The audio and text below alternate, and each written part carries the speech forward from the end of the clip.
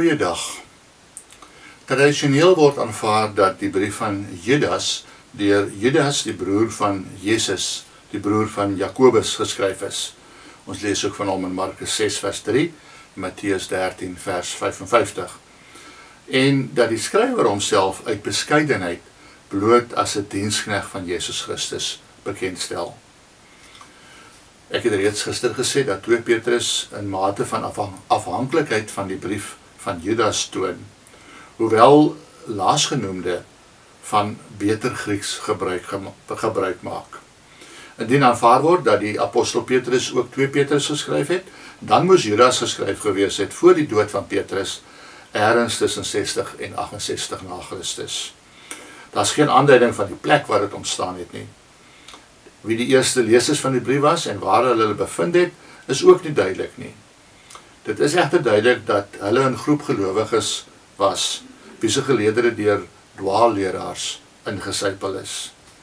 Die dwaalleraars het allerlei vreemde leringe en losbandige praktyke voorgestaan, as gevolg waarvan verdeeldheid en onsekerheid onder die gelowiges posgevat het.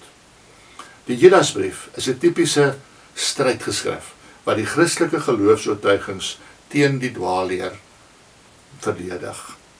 Vandaar die talle vergelykings en beelde wat die bedrieglikheid en die gevare van die dwaalleringe beklemtoon. Judas is die enigste geskrif in die Nuwe Testament wat uit die Joodse apokriewe werke aanhaal. Hy haal byvoorbeeld direk uit Henog 1 vers 9 aan, wanneer hy in vers 14 en 15 skryf, Henog uit die 7de geslag na Adam het ook teen hulle geprofeteer en gesê, kyk, die Here kom met sy heilige 10.000e, om oor almal die oordeel te vel, en om die mense te straf vir al hulle goddelose dade, wat hulle in hulle goddeloosheid verrig het, en vir al die vermetele dinge wat goddeloos is en sondaars teen hom uitgespreek het. Hy haal ook vermoedelik uit die boek Die Hemelvaart van Moses aan, wanneer hy in vers 9 vertel van die aartsengel Michael, wat met die duiwel gestry het oor die liggaam van Moses. Nou, daarmee wil hy nie gesaghebbende status aan hierdie apokriewe geskrifte gee nie, maar hy wil sy Joodse lesers aan hulle erfgoed herinner. Die skrywer werk veral met temas uit die Joodse geskiedenis, wat moet dien as waarskuwing teen afdwaling.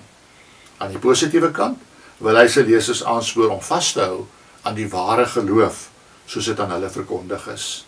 Judas doen dan oproep aan die gelowiges om hulle teen die losbandigheid van die valse leerstellings te verset en te stry vir die waarheid, deur weerstand te bied teen dit en diegene wat goddeloos en losbandig is, deur in gedagte te hou dat God kragtig red en genadig is, maar dat hy ook gaan oordeel en optree teenoor die wat nie glo nie. Deur middel van konstante gebed moet die gelowiges hulle geloof en fokus versterk en hulle self oriënteer met 'n geestelike kompas in die rigting van ware geestelike noord. Hulle moet 'n toekomsverwagting hê en fokus op die feit dat Christus weerkom en rekenskap gaan vra. Kom ons bid saam. Hemelse Vader, help ons om ook op die regte dinge te fokus in die lewe en ons nie te laat weglei deur valse leerstellings wat vir ons lekker lyk, 'n lewe van genot en losbandigheid,